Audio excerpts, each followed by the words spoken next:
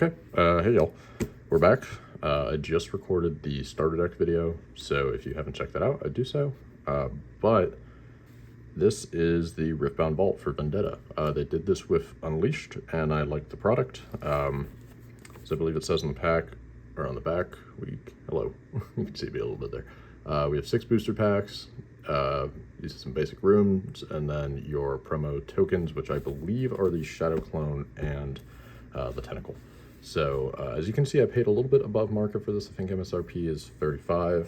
I bought this at a local game store. I'm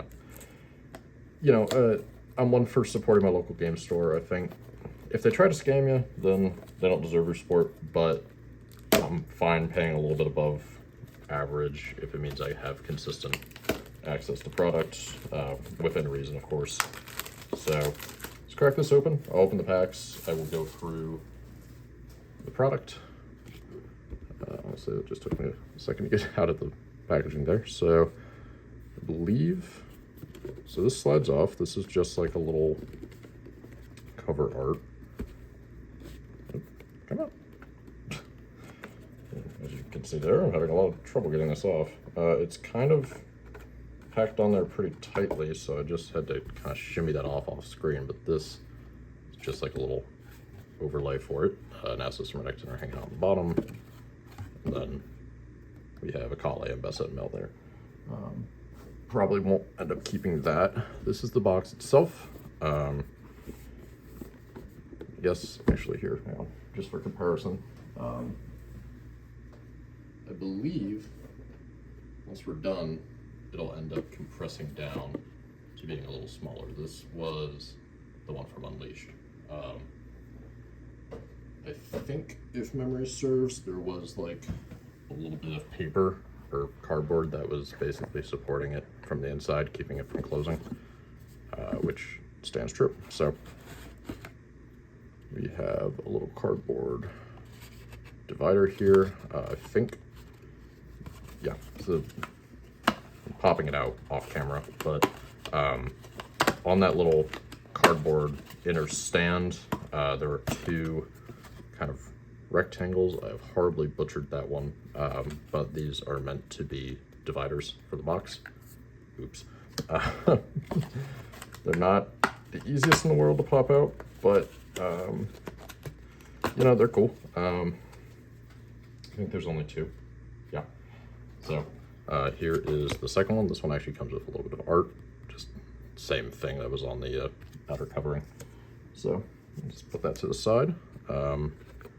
This is the meat and potatoes of it. So there's the rest of the box, and yeah, it pretty effectively collapses down to just being this little cube. I used mine from Unleashed for just general bulk storage. Honestly, I have a lot of boxes I just kind of shove stuff into, so that's been nice, and that collapsed a little faster than I thought it would.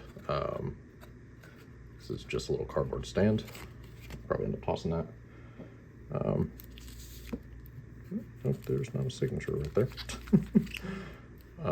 This is the 36 basic rooms. I'm presuming 6 from each color. I don't really want to open this right now. It's going with my other one that I never opened. But I will open tokens here. This should be, I think it is just free copies of the Tentacle, but we'll see. Honestly, I wasn't going to buy one of these because I wanted to put a little more money towards my overnumber collection, and also, paying rent. But I saw them, I was selling a card anyways, and I was like, oh, I'll grab some of these. I want the Tentacles and, a few more packs on release day, can't hurt. But that is the Shadow Clone. It has a nice bit of foiling. I don't see any major... maybe there's a little texture there. No, it's just foiling, but still looks nice. And then that is the full art Tentacle. Honestly, I think they did a better job with the Shadow Clone, because the Shadow Clone has like a good amount of foiling on it. The Tentacle seems a little dark, almost. Like it seems dull, which is fine. But yeah, so you just have free copies of these. So it's nice to get the promo though. So that's nifty. All right, let us go on ahead and get into these packs. I will probably go over this more in the booster pack video, or the booster box video, but as for pulls I'm looking for, definitely, obviously overnumbers is the name of the game, but I would love lightning rushes, so I'll be playing Kennen. I don't have a whole lot of other epics I need, except for maybe like the Heron. Then all art-wise, might be nice to just get a purple Kennen in case I decide to switch over. But really, a lot of these are just like overnumbered or bust, which is kind of unfortunate. Piltoven Forge, first friendly gear, activated ability played each turn, costs 1 less when you control that battlefield. It's kind of cool. I'll make a separate pile. Hextech Disc, may empower it, and then disempower it to play a mech. Seems kind of eh, but it does have direct synergy with Jace, which is cool. You got a Mel. And then an alt chaos rune. That's cool. Let me get you a better shot of this. So I was a little iffy on these, but they look really nice in person. You can see there's a little bit of a gloss on all the kind of black swirls there. And then there's a nice little bit of texturing. It's actually really satisfying. So that's cool. We'll put you with the tokens off to the side. So honestly, pretty good start. So I'm happy with that. You know, when you're building decks, I don't advise you to go on out and buy a bunch of packs, but if you're trying to build your bulk, or if you got some money to burn, it's fun in moderation. I don't judge, but I can't really afford to open a whole lot of boxes at once, so it's a little bit of a special treat for me. Around release day, Twilight Step. Got a Mel. One of these was already in the Zedge starter deck. And then Riven. I forgot she was actually in this set, and not in the Shadow Clone, and not just in whatever the pre-release, pre-rift boxes, whatever you want to call them. Oh, that's cool. All right.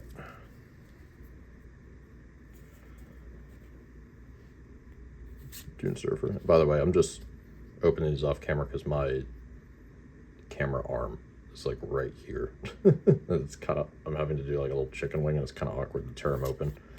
So I just basically open to the side and then bring them back on camera. But sometimes I catch a little edge of something, but I try not to look at it before I put it on. Foil Dredge Up, that's cool. Rage Amplifier. This card is interesting. It's really expensive, but if you can find a good way to like cheat out the Empower, like there's that one 4-drop in orange that can do it. Ooh, and then a Nasus. If I end up playing Nasus, I might use this. I prefer the alt art, but this is a little nostalgic to me because it is the base art. I think it might have been the stage 2 from Legends of Runeterra. I don't remember, but that was originally a Runeterra art, and then obviously it got absorbed into the Riftbound. Love it. Makes me a little nostalgic to see stuff like that occasionally. But all right, so pack number 4 on pile. So far, pretty happy. Love to see like another epic or another alt art. And we're still coming under what I paid for it, but that's the nature of the beast. You're basically paying a premium for a chance at an overnumber. It was a foil Tornado Warrior, Plaza Guardian, and then a Zed. You know, I'm never mad at an epic, but this is probably going to be one of the cheaper ones because he's in the starter deck. But actually, this is my playset, or this is my last one for a playset. I got one in the starter deck, and then I got one that I opened from a pre-rift kit. That pre-rift kit actually had a Zed, and then it had a Shen signature spell, which was a little funny to see. So, see about that. All right, so second to last pick here. Oops, I'm sticking a little bit there. Pack-Up Protector, Clairvoyance, Damage the Spoiler, Foil Olporo. He's going in the pile. Decree of Strength. In fact, okay, God, I can see that one. Yeah, cool. I'll be curious to see how these decrees end up affecting the meta. They're across the board decent. Some of them are more powerful than others, obviously. I think they'll be excellent sideboard cards now that we're up to 10 card sideboard, but I don't know if you're gonna like stick 2 of in the sideboard unless there's one deck that's like running amok or something. So we'll see. But let's see what we get. A little last pack magic. Foil Noxian Emissary. That'll go in my invested deck if I build it. Crumbling Sands. It's just like a reaction. Defy if it's more complicated. It's kind of eh. And then a cannon. So can't be mad at that. Along with the tokens, we end up getting our Alt-Art Chaos Rune here, which is super cool. And then some of the stuff that I deemed relevant enough to set aside.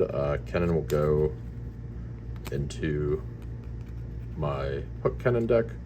Wolporo, always nice to see him. And then the Zed and Nasus Epic. So overall, that is above average, I believe. So happy to see that. But with that being said, I am going to start cracking into a booster box. So I will catch y'all back here in just a moment. Thanks for joining.